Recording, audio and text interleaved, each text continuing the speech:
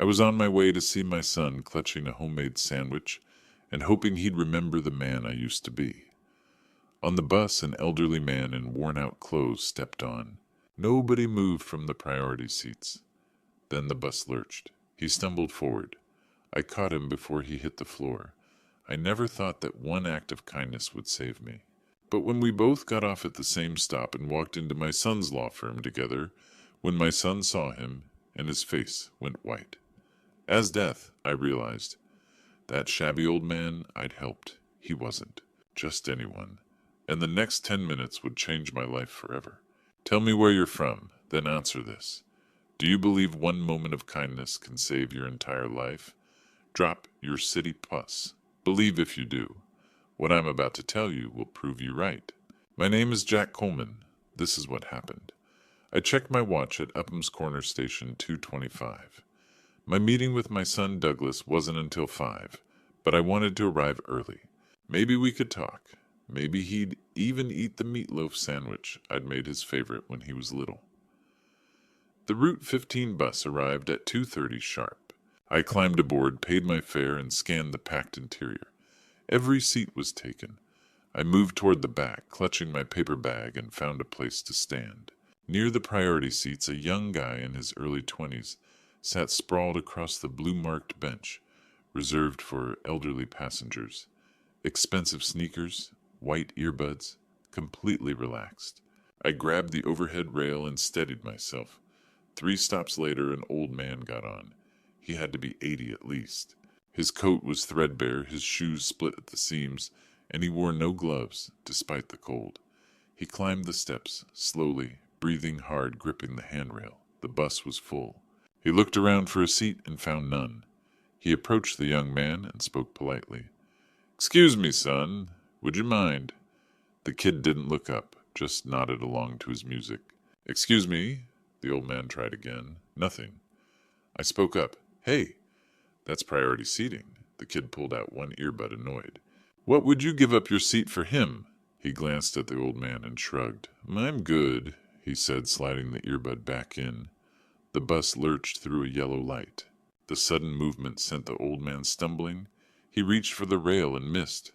I dropped my bag and caught him by the elbow before he hit the floor. "I've got you, sir." He clutched my arm, gasping. "Thank you."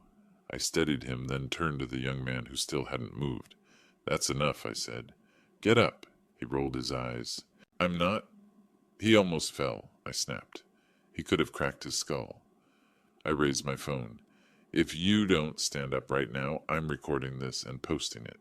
Let everyone see who refuses a priority seat to an 80-year-old man." His face changed. He glanced at my phone, then at the other passengers. Several were already watching, some with phones raised. Whatever, he muttered, standing quickly. He grabbed his bag and shoved past me toward the back of the bus. I turned to the old man and gestured to the seat. "Please." He sat down slowly, releasing a grateful sigh. "Thank you. Truly." I picked up my paper bag, relieved the sandwich was still intact, and took the spot where the kid had been standing. The old man looked up at me. Really looked. In his pale blue eyes I saw genuine respect.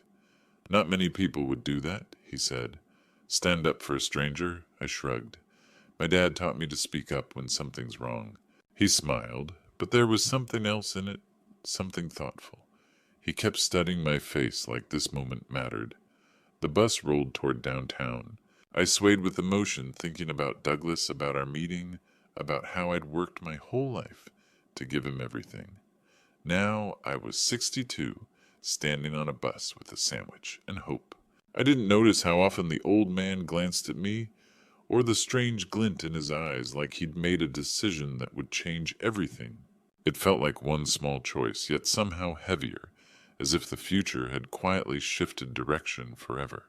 The bus rattled through afternoon traffic. I stood gripping the rail, holding my paper bag. The old man sat in the priority seat, catching his breath. After a moment, he looked up. "What's in the bag, if you don't mind me asking?" I glanced down.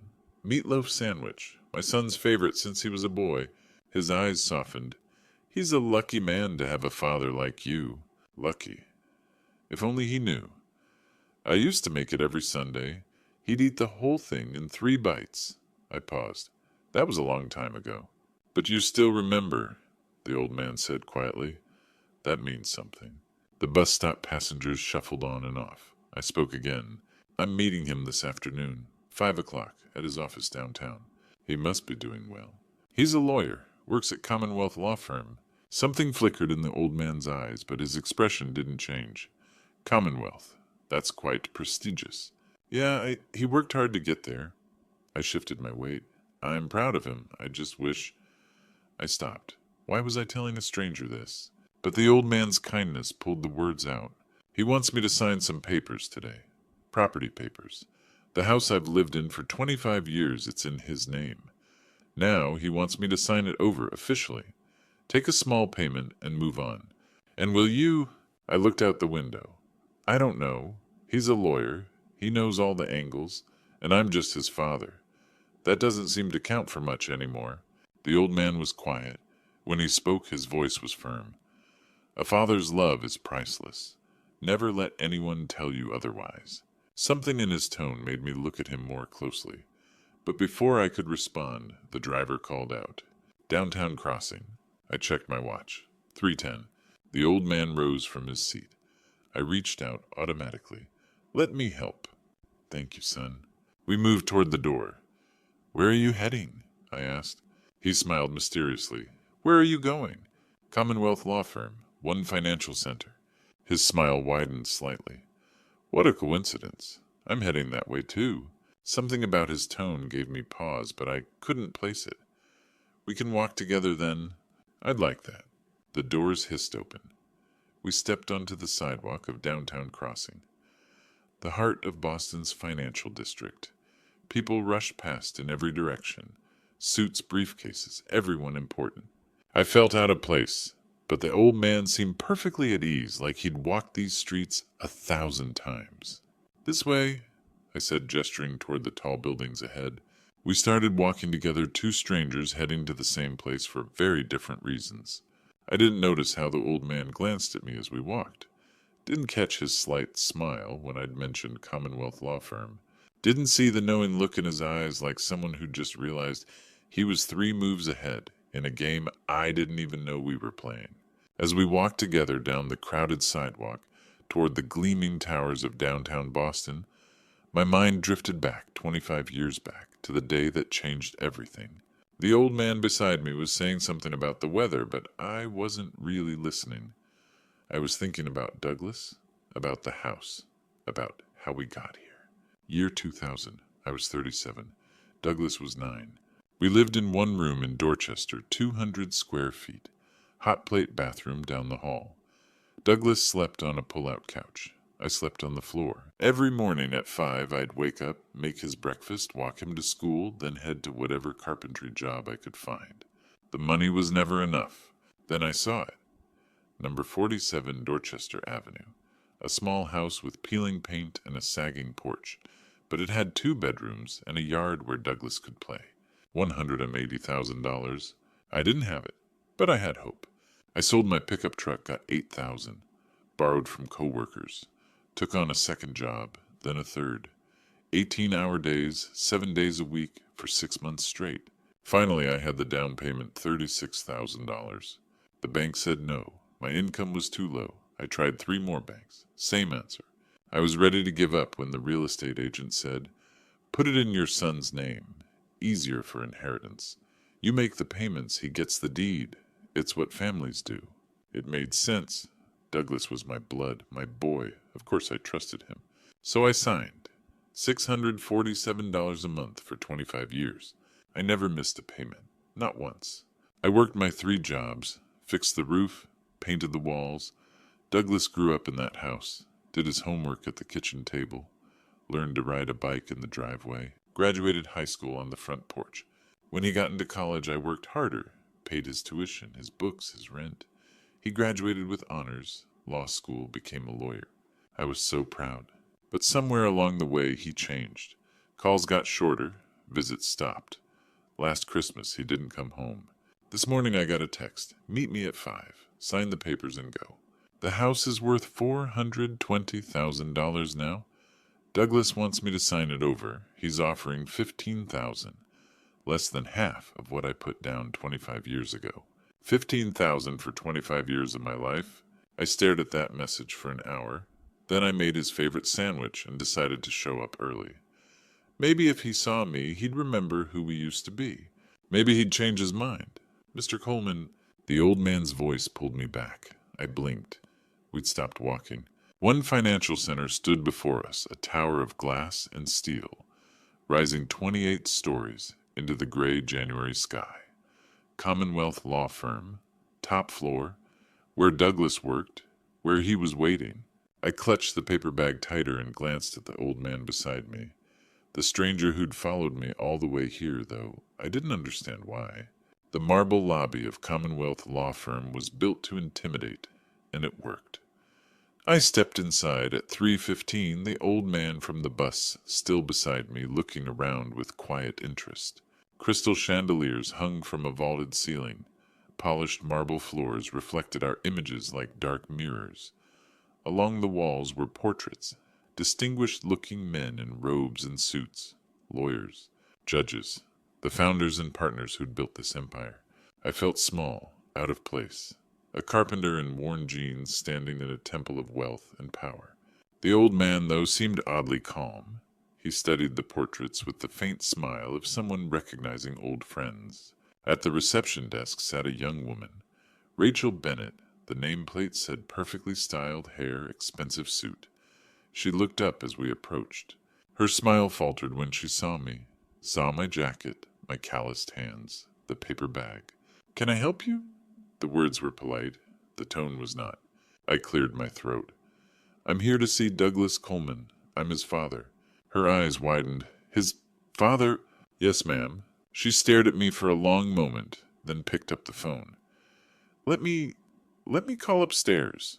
Before she could dial, a man in an expensive suit walked past mid-30s, slick-back hair, confident stride. Austin Reynolds, one of Douglas's colleagues. He glanced at me, at the paper bag.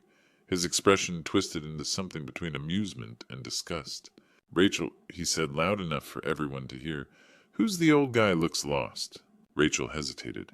"He says he's Douglas Coleman's father." Austin froze mid-step. Douglas's father. He pulled out his phone, already dialing, stepped a few feet away, but didn't bother lowering his voice. "Boss, yeah, your dad's here, down in the lobby, holding a paper bag." I couldn't hear Douglas's response, but I saw Austin wince. "Yes, sir, I know you said 5 o'clock. He's here now." Austin hung up, looked at me with something close to pity. "He's on his way down." Rachel returned to her computer, pretending to be busy. Austin lingered near the elevator's, phone in hand. The old man stood beside me, silent, watching. 10 minutes passed, each second louder than the last. Finally, the elevator doors opened. Douglas stepped out. My son, 34 years old, tailored suit that probably cost more than I made in a month, hair perfect, shoes gleaming. He looked like he belonged here in this world of marble and crystal. He saw me and his jaw tightened. He walked over, grabbed my arm, and pulled me toward a corner away from the desk. "What are you doing here?" His voice was low, cold. "I said 5 o'clock. I was worried about traffic, son, and I made this for you." I held up the bag. "Your favorite. Meatloaf sandwich." He looked at the bag like it was diseased. "I don't want that." "Douglas, please, can we just talk?" "No." He pushed the bag away. "You were supposed to come at 5, sign the papers, leave. That was the deal." "I know, but nothing." His voice rose. "Do you have any idea where you are right now? This is Commonwealth Law Firm, the most prestigious firm in Boston. My colleagues are watching. My boss might walk through that door any second, and here you are standing in the middle of the lobby with a paper bag like some homeless—" "Douglas, you're embarrassing me," he hissed loud enough for the entire lobby to hear. The words hit like a punch. Rachel looked away. Austin smirked. A few other people in the lobby turned to stare. I stood there clutching the sandwich, feeling 62 years old and completely invisible. Except I wasn't invisible. Not to everyone. The old man from the bus was still standing near the wall, still watching, and the look on his face had changed. It was no longer kind. It was cold, calculating, like a judge who just heard all the evidence he needed. Do you know how many years it took me to build my reputation here? The tears came. I couldn't stop them. Son, please. I don't care. I don't need your charity. This wasn't my Douglas. This was a stranger. You know what I need. I need you out of my life. He pulled a folder from under his arm, slapped it against my chest. That house, it's mine. The deed says Douglas Coleman. Sign this. Take $15,000 and disappear. My hands trembled. But I paid for it. 25 years, $647 every month. I don't care. Legally, it's mine. You have no rights. I never missed a payment. That was your choice. He was screaming now. Nobody forced you. You did it because you're weak. The old man stepped forward. Young man, that's no way to speak to your father. Douglas spun around. Who the hell are you? Austin moved closer. Sir, this is a private firm. If you need assistance, I asked who you are. Douglas jabbed a finger at him. Another beggar friend of his? The old man stayed calm, dignified. Just someone who saw something extraordinary today. Extraordinary? Douglas laughed, harsh, bitter. You want extraordinary. I've carried this burden for 34 years. He turned back to me. You gave me nothing. Just second-hand clothes and embarrassment. You know what it was like being the poor kid dad showing up smelling like sawdust lunch in aluminum foil? Douglas, I worked twice as hard as everyone else to get here to prove I wasn't a charity case. And now you show up here. Years of resentment pouring out. That house is worth $420,000. Want to stay pay me $3,000 a month rent? Or take $15,000 and get out? $3,000, I whispered. I don't have... Then sign. The old man stepped between us. That's enough. Douglas's face went purple. You need to leave. I'm not going anywhere. Security, Douglas screamed. Get these bums out now. Austin pulled out his phone. Do it, Douglas roared. Mr. Coleman, Austin started. I said now. The rage in his voice, the contempt in his eyes. This was my son, the boy I raised, the man I sacrificed everything for. And he was calling me a bum. The old man stood perfectly still, watching Douglas. That calm expression never changed, but something shifted in his eyes. Something cold, final. Like a judge who'd just heard a defendant confess. Douglas was still shouting, I want them gone, both of them. Call the police if you have to. Rachel stared at her desk. Austin stood frozen with his phone.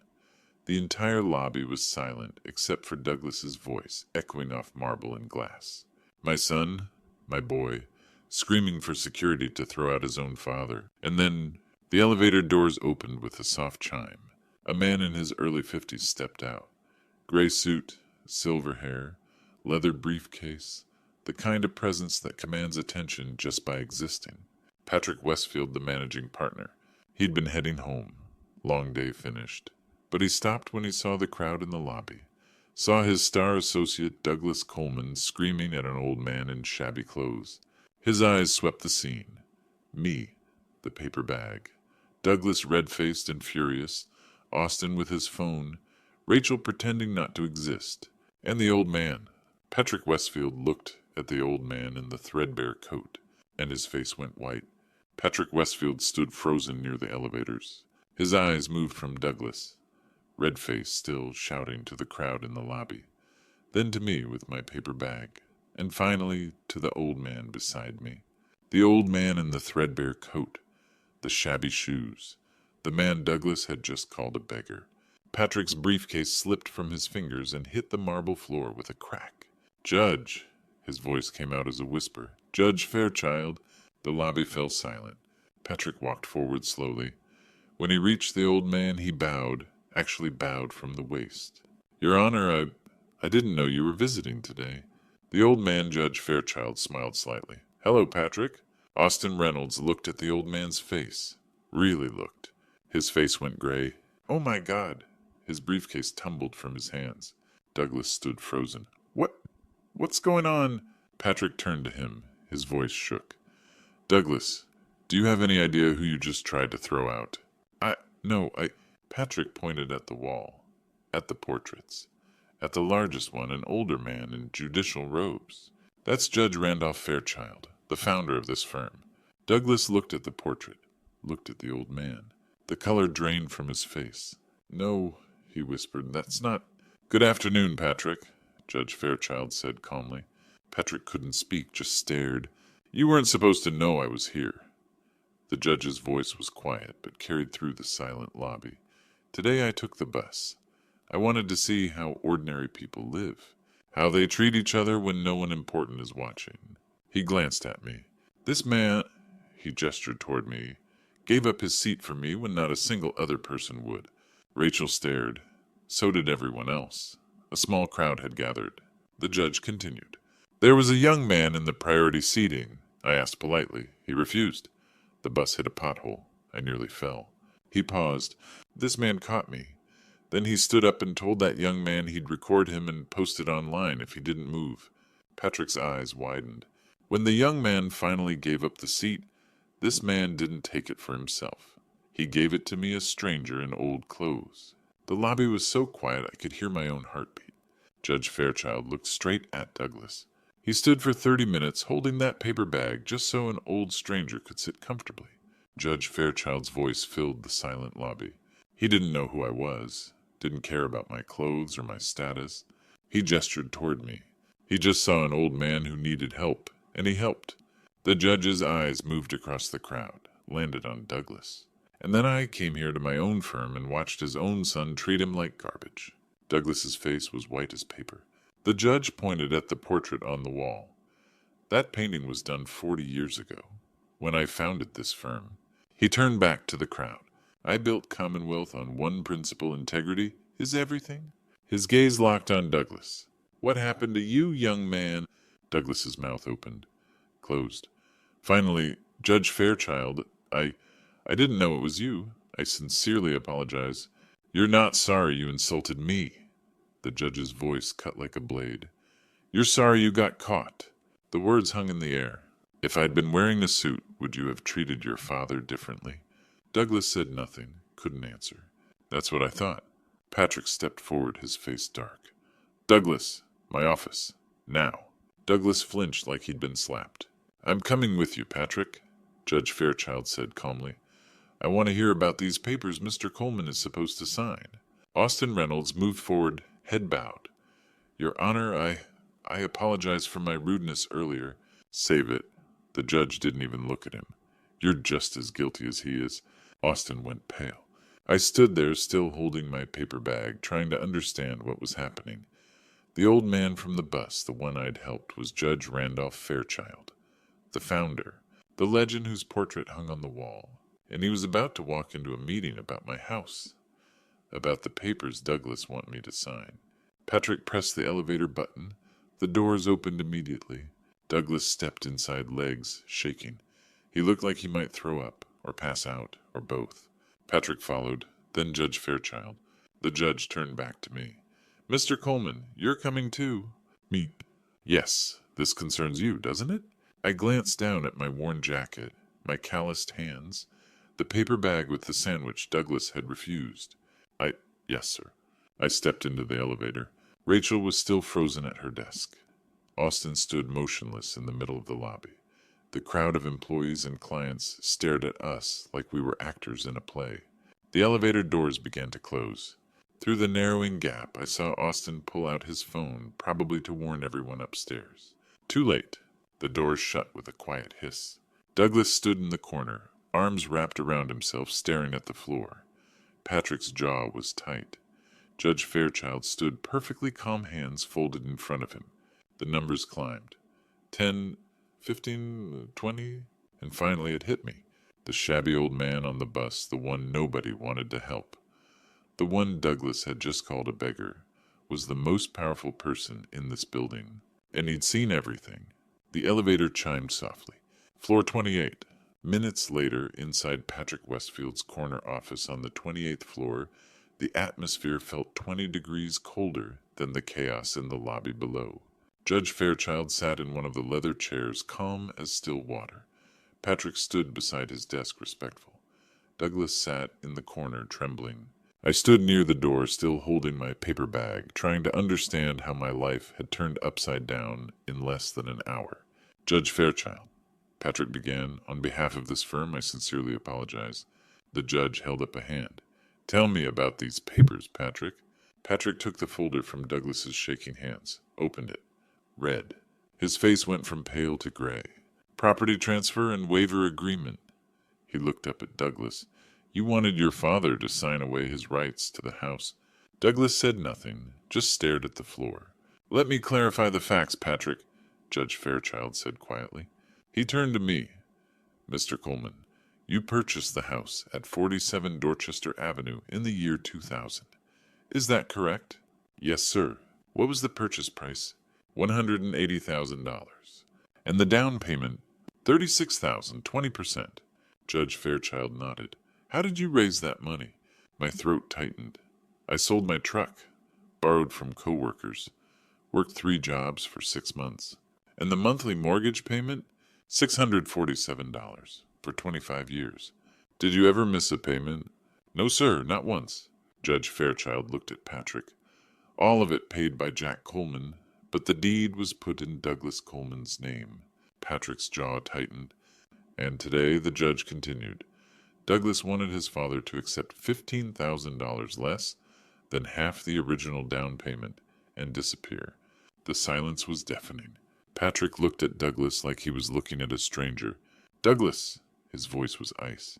In all my years practicing law, I have never seen anything more disgraceful than this. Douglas finally looked up. Mr. Westfield, please, I can explain.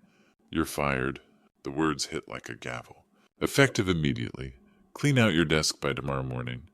But, sir, get out. Douglas stood, legs barely supporting him. He looked at me, opened his mouth, closed it. What could he say?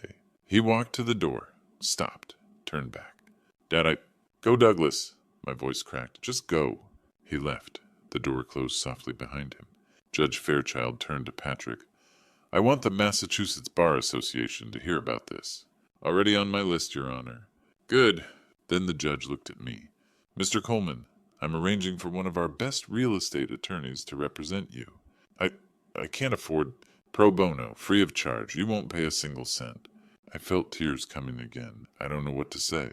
You already thanked me, Mr. Coleman, on that bus, when you gave up your seat. He stood, walked over, and put a hand on my shoulder. That's the kind of person this world needs more of. Patrick stepped forward. Mr. Coleman, the firm will cover all legal fees. It's the least we can do. I couldn't speak, could barely breathe. Judge Fairchild smiled. Mr. Coleman, would you join an old man for dinner? My treat. I'd be honored, sir. Good. I know a place nearby. Nothing fancy, but the food is honest. He picked up his coat, the threadbare one that had fooled everyone, and headed for the door. I followed. Patrick walked us to the elevator. Your Honor, thank you for everything today. Judge Fairchild nodded. Make sure that young man never practices law in this state again. I will, sir. The elevator doors opened. We stepped inside.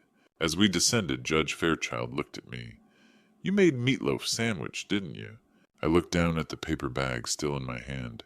Yes, sir. Douglas's favorite. When he was little. May I? I handed it to him. He unwrapped it, took a bite. Delicious. The elevator reached the lobby. The doors opened to a sea of staring faces. Everyone had heard by now.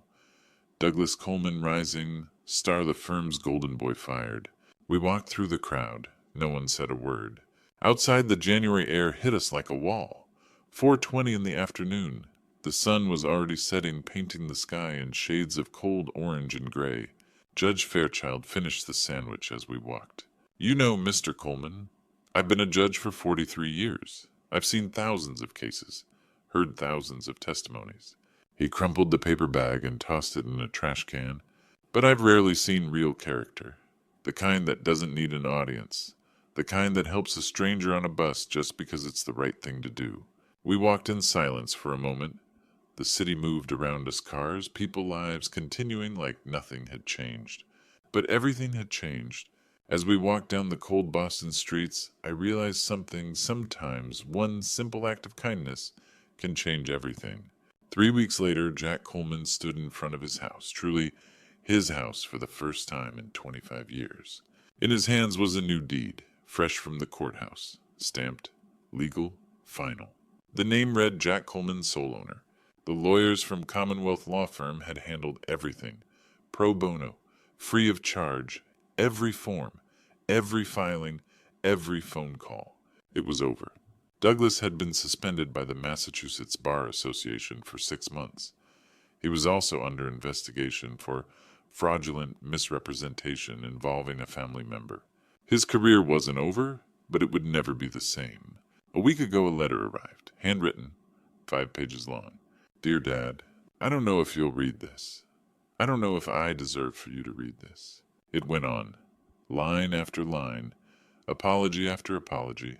Some parts were angry at himself, some parts were broken. Some parts sounded like the boy I used to know. I cried reading it, but I haven't answered yet. The letter sits in my kitchen drawer now. I open it sometimes, read it again. Wonder if forgiveness is possible. I still love him, he's my son, but I need time. Maybe someday. Judge Fairchild and I have dinner every Friday now. Nothing fancy. A diner near Dorchester. Meatloaf, mashed potatoes, coffee that tastes like it was brewed yesterday. We talk about life, about law, about the world. Last Friday, he told me something I'll never forget. You know, Jack, I lost my wife 2 years ago. My kids are busy with their own lives. Grandkids I barely see. He smiled, but it was sad. You reminded me why I became a judge in the first place, to protect good people like you. You saved my life, sir. He shook his head. No, Jack. You saved mine first, on that bus. You reminded me that kindness still exists. We sat in silence for a while. 2 old men, 2 different worlds, but somehow the same. He's become my family, and I've become his. The house looks smaller than I remember. The porch sags a little. The paint is peeling, but it's mine. I'm not rich, never will be, but I have a roof over my head that no one can take away. And I have a friend who saw me, really saw me when I was invisible to everyone else. Douglas might come back someday, he might not. Either way, I'll be okay. Because I learned something these past few weeks. A father's love is priceless, but so is self-respect. Kindness is never wasted, even when it feels like no one's watching. And somewhere in Boston, a young lawyer is learning the hardest lesson of his life, that success means nothing if you lose your soul to get it. Maybe he'll find his way back. Maybe we both will. You know, looking back on everything that happened, I want to tell you something. Don't be like I was. Don't sacrifice everything for someone who might forget your name when you're no longer useful. Don't put your son's name on the deed, thinking love will protect you. Don't work 3 jobs until your hands bleed, believing gratitude is guaranteed. I learned 3 hard lessons from this journey. First, love your children, but don't lose yourself in the process. A father's love should build, not erase. I gave Douglas everything, but I forgot to teach him the value of what he was receiving. Second, kindness is never wasted, even when it feels invisible. That simple act on the bus, giving up my seat for a stranger, changed my entire life. God saw me when I thought no one was watching. He always does. Third, your worth isn't measured by what you own or who acknowledges you. It's measured by who you are when nobody's looking. God doesn't need a resume. He sees your heart.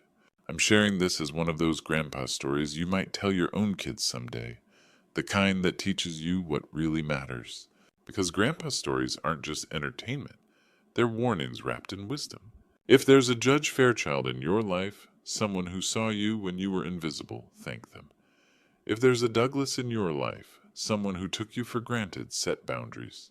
And if you're the Douglas in someone else's story, it's not too late to make it right. God gave me a second chance on that bus. He gave Douglas a second chance through consequences. And he's giving you a chance right now to choose differently. These grandpa stories matter because they remind us we're all one choice, away from being the hero or the villain in someone else's life. So here's my question for you. Which one will you be? If this story made you think, hit that like button and subscribe to hear more grandpa stories like this one. Share it with someone who needs to remember that God sees everything, the sacrifices, the tears, the moments when you thought nobody cared. Write amen in the comments if you believe kindness always comes back. I'll see you in the next story. God bless.